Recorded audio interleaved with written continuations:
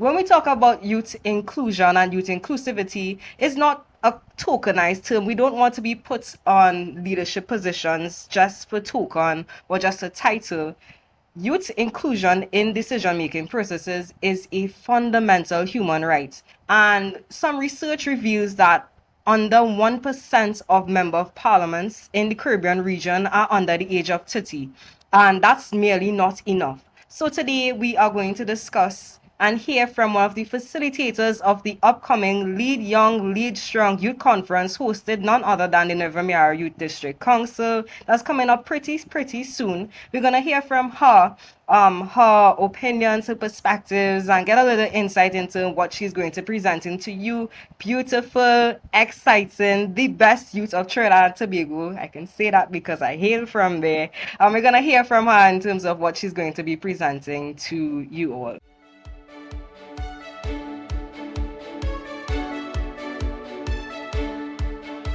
Hello, young people of the Mayaro District Youth Council, the Mayaro District. I am Chrisette Benjamin. I am the former vice chairman of the Mayaro District Youth Council, and I am currently the founder and project officer of the I Believe in Success Foundation.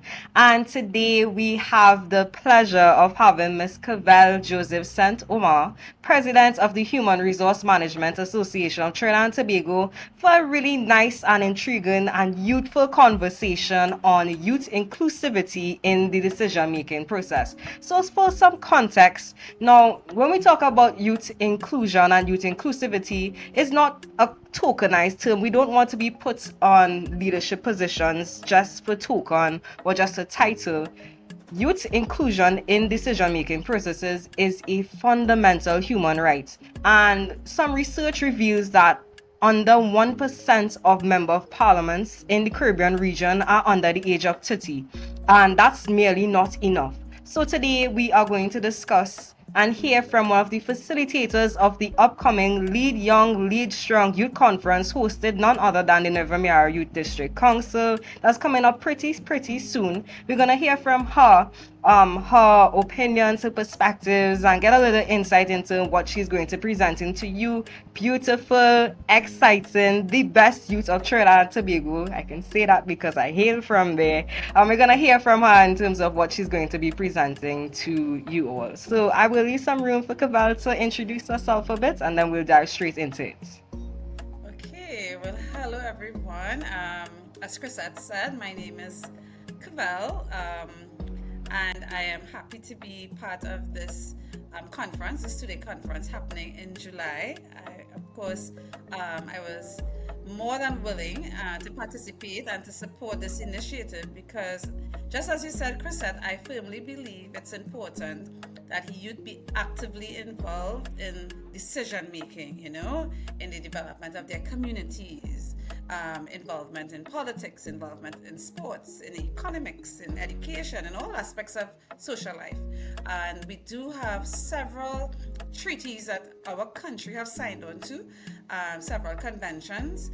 And in order for us to attain and achieve any of those goals, we certainly have to make deliberate efforts to encourage and include youth as one element in terms of achieving some of the sustainable goals and all the other goals that we've signed on to so nicely, right? So yes, I am the president of HR, the Human Resource Management Association of Trinidad and Tobago, and I've always been actively involved with supporting the youth agenda. I consider myself as middle of the road straddling between the generations at this moment. I have a youthful spirit, but not young, right?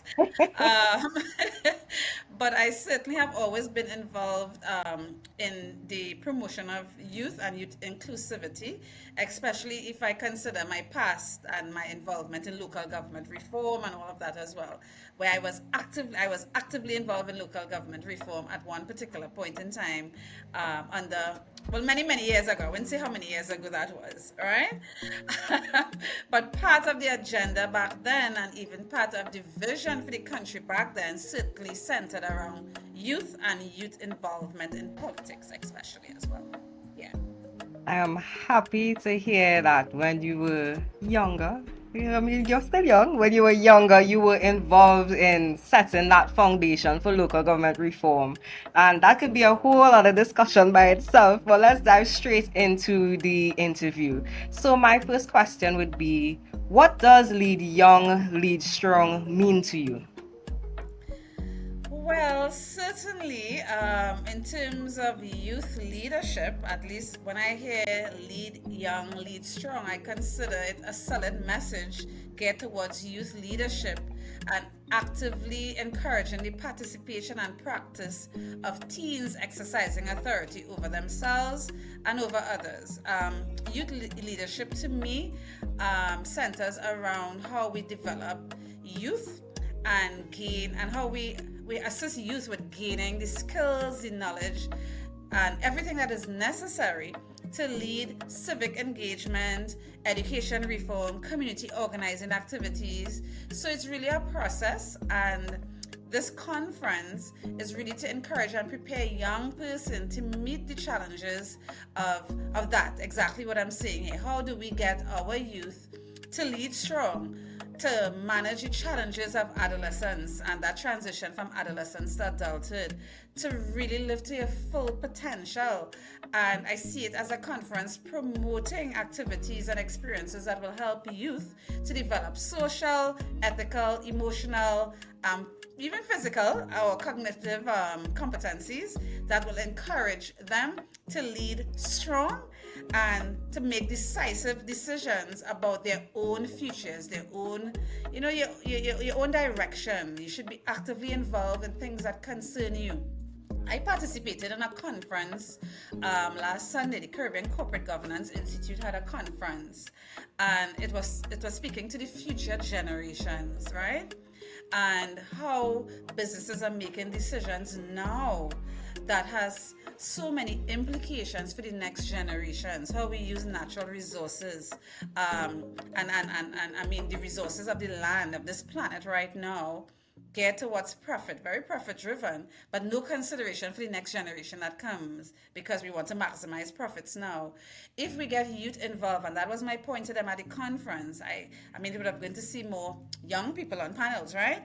Because you want to encourage them in that conversation early because decisions are being made now that has implications for your future. So you should have a voice in that. But in order for you to have a voice, you need to be acutely aware of the issues. You need to be involved. We need a youth population that is engaged in issues. It's good to want to, I mean, people still say zest, but it's good to want to zest and whatever else. I mean, because you have to have some fun while you're young, right? But you also have to be aware of other things that have serious implications for your future, because when one generation goes, you are left to clean up the mess sometimes, or you're left to build. If a generation leaves something for you to build on that will actually, enable the next generation to live in a better, with better quality life, better quality services, not utilizing all the natural resources or using it in such an indiscriminate manner that there's nothing left for you to work with or to utilize, So it's getting youths involved earlier in these conversations, giving them the knowledge and skills, passing on the generational, you see that generational divide that we have right now? We have 5 generations walking around, going into 6, especially when we look at what's going on in the workplace with people working longer now as well too, right? And consideration now being on the table for even changes to the retirement age, right? So when you look at all those factors, how do we get the best out of all these generations? And it's important for youth to also understand that they need to learn from past generations, and past generations have to be sufficiently invested in helping to bring the next generation along as well too. So we have a lot of generational issues that exist, and I do trust that coming out of this conference, as we look to lead young, lead strong, coming out of it will be that kind of intergenerational conversation that will help the next generation to do better, because I think every generation should take it one step further.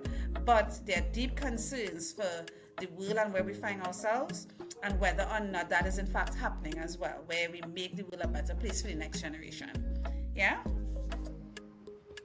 Thank you so much. And that's some extremely strong points you made, especially when it comes to young people willing to learn from others. And I also believe that the older generations or the other generations can also learn from young people. So thank you for sharing that. And I know you touched on this a little bit, but how important are youth in community leadership?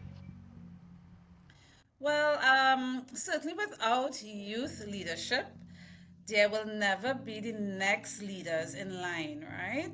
There will be no one to pass on the baton, no one to pass on the torch, as we would say.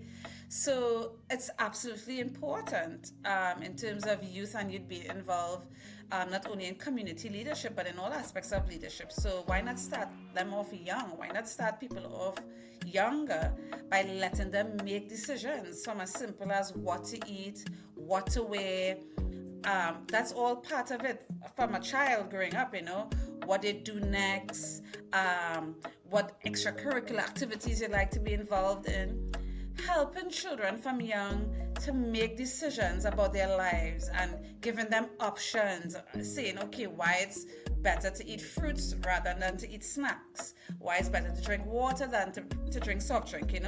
If we start talking to children, almost like, I don't want to say like adults, but in terms of including them in simple decisions like that, what to eat, what to wear, that helps them along as they grow and they develop to be leaders in their own right.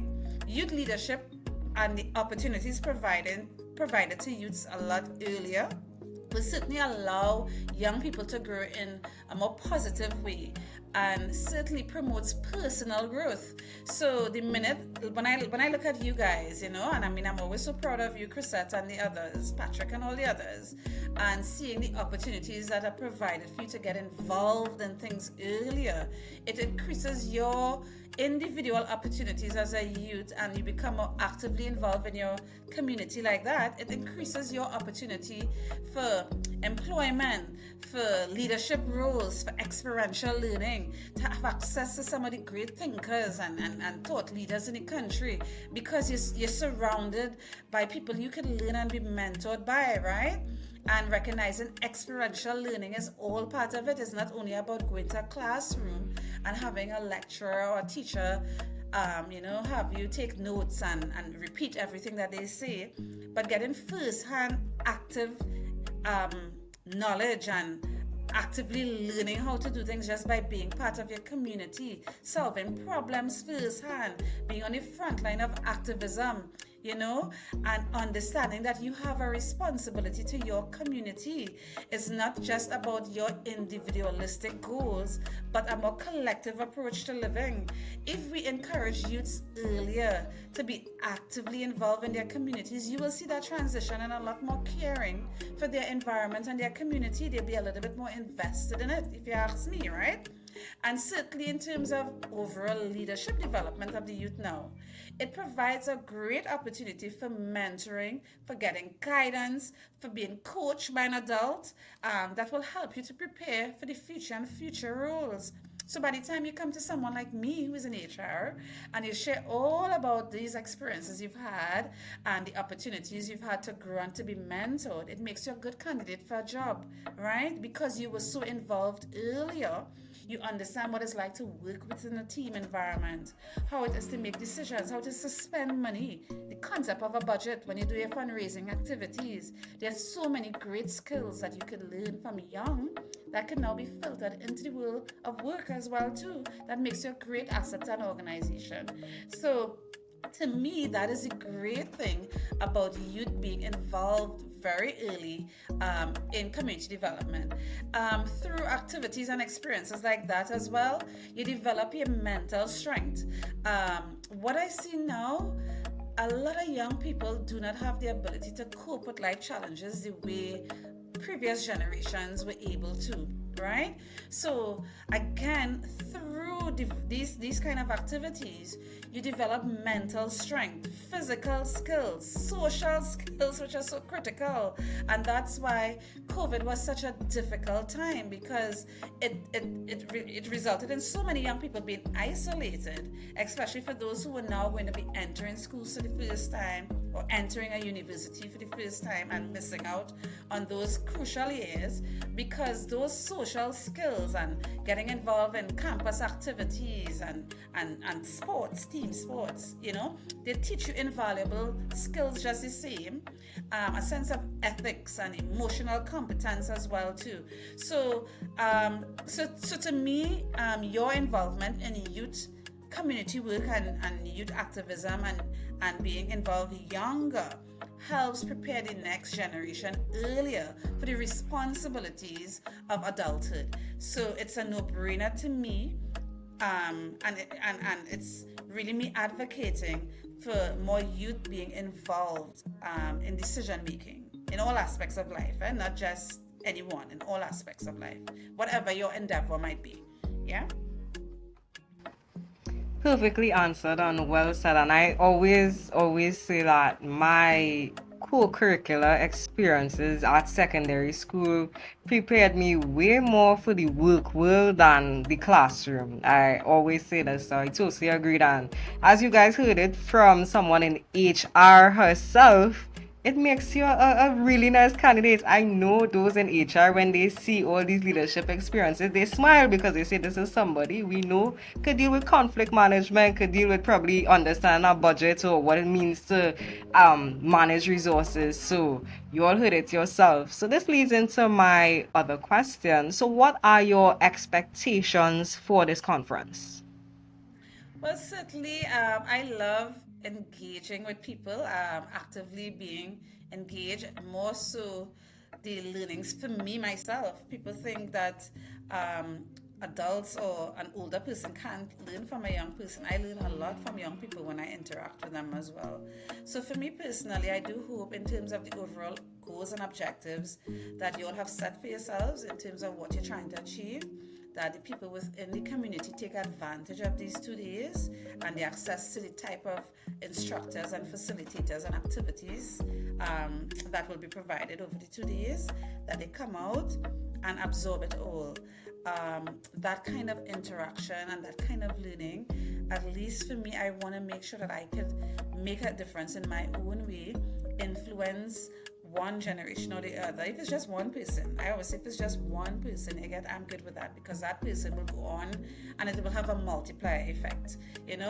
I could see somebody like you, for example. I cannot see, or I should say, I would be disappointed if I don't see someone like you not willing to mentor and help somebody else along the way, because you've gotten that exposure yourself. So that is what you want, the multiplier effect, so that when people attend these programs and they get exposed to new information, they go back and make a difference in their communities, and the community on a whole becomes better as a consequence of it. So for me, I'm looking forward to the exchange of ideas, the knowledge, interacting with people in the community. I've not been to Mayaro in a long while, so I'm looking forward to that as well too, personally. I'm hoping to stop along the way and have some roast fish and all of that while I'm down there. But that for me more than anything, because I'm naturally, I like to be engaged with people. I love to talk. I love to have the exchanges, share my knowledge, and to learn from others, because I do not have all the answers myself. So that is what I'm looking for, cross-pollination of ideas that could lead to real community changes. That is what I want to see happen out of all of this. Thank you for sharing. And as you know, Soul people, especially me, your Clara people, the warmest people you could come across. Well, some people nice. I always say the best people from South. Indeed. And so, what would you say to a young person that wants to get into leadership but they have no idea where to start? So I would say start within your community, right? There's a lot of groups and activities within, just in your own area, how you socialize, whether it's in your church, whether it's at school, whether it's in the sporting activities that you're involved in, the football team or the cricket team or whatever it may be. Start within the community because that's where the foundation is. I say to young people, volunteer. A lot of what I've learned along the way that has made me more effective as an individual and then as a leader came out of my actively participating in volunteerism and volunteering my time in organizations and volunteering from a very young age too, right? You get the opportunity to network, to interact with people that you normally won't have access to build competencies and skills that you wouldn't necessarily have an opportunity to build or to attain in the academic or education system or in a church, but certainly through volunteer and NGO work, you can hone in those skills as well, right? But I think we all have the potential to lead in one way or the other, whether it's in sports, whether it's in volunteering with your religious institution, whether it's in your community groups and activities in and around your community, or whether it's in a structured way when you've entered into a company. But you have to start young and you have to start demonstrating those skills, or it could be seen, as I said earlier when we were chatting, that with children, if you observe children, sometimes you could actually see that some have natural leadership skills by just how they direct the toys or whether they share or they don't share, things like that, right? But to every young person out there, I don't want you to see leadership in this, there's a one-dimensional way of seeing leadership sometimes, where it's connected to a title or it's connected to a particular institution. We all lead within our own right, whether we are leaders of our own lives in terms of how we set up personal goals, personal vision for ourselves, taking control of what our career or what we want to study or what we want to pursue in life. That's you being the leader in your own life. It starts with you first. Leadership starts with your own understanding of self, your own emotional intelligence, knowing what angers you, what makes you happy, what you want to actively pursue, how you feel in the presence of people. Are you scared? Do you feel confident? You have to start with you first before you look at expecting people to respect you and acknowledge you as a leader. It's how you carry yourself first that will determine how people treat with you when they see you in a space. So, sometimes they say, oh, she walk in the room and she have a presence, or this person have an aura or something about them because they walk in their own, they walk with it. It's something you have to build from within. So you have to be cognizant of yourself first. And then naturally there will be people around you who will look to you as a leader, even without an official title. You could be a part of a group and the group leader has the title, but people looking to you for direction still, because you naturally exhibit that, and it comes off so naturally in some instances with some people, whether they have the solution, whether they're the subject matter expert in the room on the occasion in terms of what the issue might be, right? Whether they know how to direct or access resources, things like that. So over time, you could develop those skills in a formal way, because sometimes you have to go to school and formalize it so that you add a little bit more structure to it and you be a little bit more deliberate and strategic in terms of how you exercise leadership. And then there's a natural way.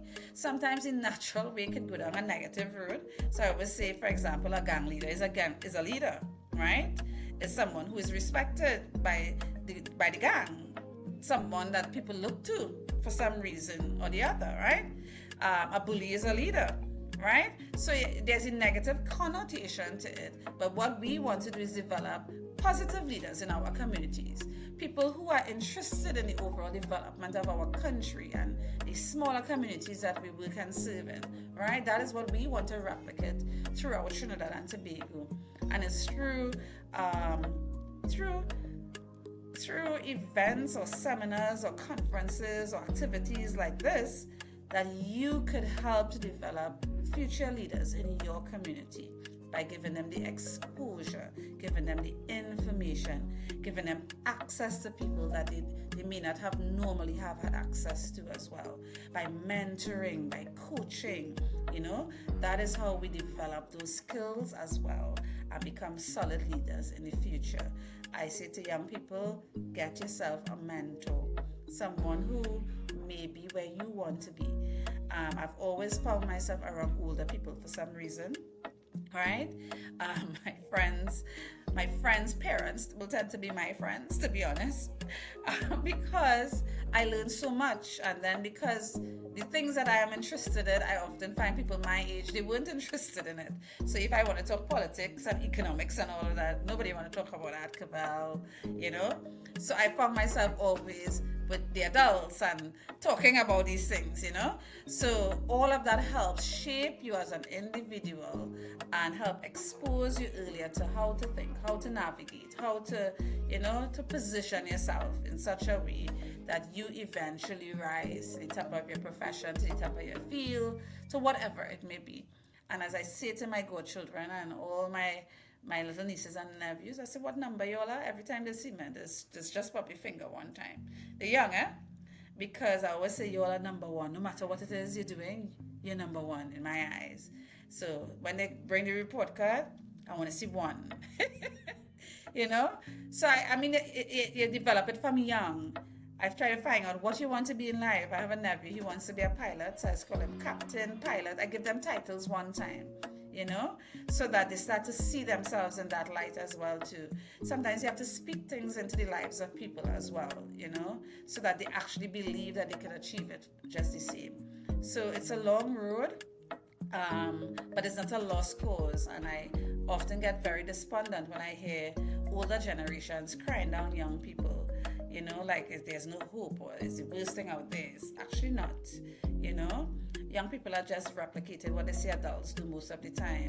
So we need to set better examples and we need to demonstrate what leadership looks like, so they will have a concept of what leadership should be. So it's by our example that you see things being replicated. It's just a little bit more now because there's so many other ways of distributing those behaviors and making it more visible in the eyes of everyone. I didn't grow up in a time of social media, for example. Now you all have to contend with that, right? So there's a lot that could be said around this. Chrisette, if you give me a chance, I talk whole day. But I do look forward to the 2 days and to getting to know you all better and to making a difference in the community as well. I'm a Southie at heart, so anytime I get a call to assist with anything that's down south, I'm coming down, right? So yes, at least that's my take on it. I know there may be several other perspectives on the same subject matter, but that's a bit of my perspective without being textbook, not giving you a textbook answer, Yeah.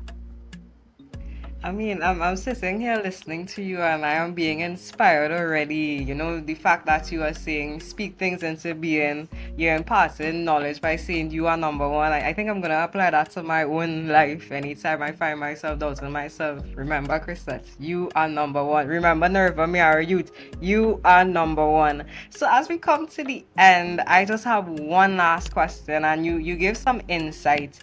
But I want to know, what are some things that we can expect that you are going to be presenting on? And I'm sure the young people would love to hear you present all day. But what are some things we could expect from you during the conference? Well, at the end of it, my main objective, without giving away too much, is to make sure people feel empowered to make a difference and to encourage people to be actively involved in all aspects of their life. Everything matters. We have adults making decisions right now. Be actively involved in that process. Even if they didn't invite you, find a way to turn up, because this impacts your future. So you should be invested in it. So I am going to, of course, give at least try to give some tips in how to get more involved, how to hone in your skills as a leader, how to make you feel more empowered so that you could go out there and make decisions that will definitely be, at least be acknowledged in spaces that you enter so that your voice could be heard, so that you could influence decision making at the end of it all. Because that's what we want to achieve at the end of the day as well too. help people find their voice. They have a voice, everybody have a voice. It's how you use it as well too, is what matters, and what you use it for, the purpose. So I'm hoping at least that's what people can look forward to at the end of it, that I hope you feel empowered enough to use your voice for good. Yeah.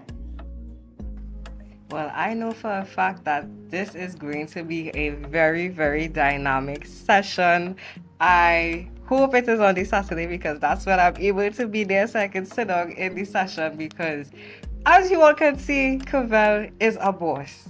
If I had to summarize Cavelle, a boss, the boss, quite literally, and I could only imagine how powerful and impactful your session is about to be. So thank you so much for joining us, and young people, this is just the icing on the cake. Some of the things that you all could look forward to learning during this conference. So to register, you can visit our social media pages. This conference is happening July 21st and 22nd, and we are looking for young people between the ages of 18 to 35. And of course, young people, it is free. And the only thing you probably may have to pay for when you reach Mayaro Junction, $6 to the resource center. It's right there, it's just $6. You could reach at the resource center for this dynamic session that we're gonna have 2 days. Lead Young, Lead Strong. I am Chrisette Benjamin, and we look forward to seeing you there at this dynamic event. Trust and believe is something that's going to help shape you as an individual as you develop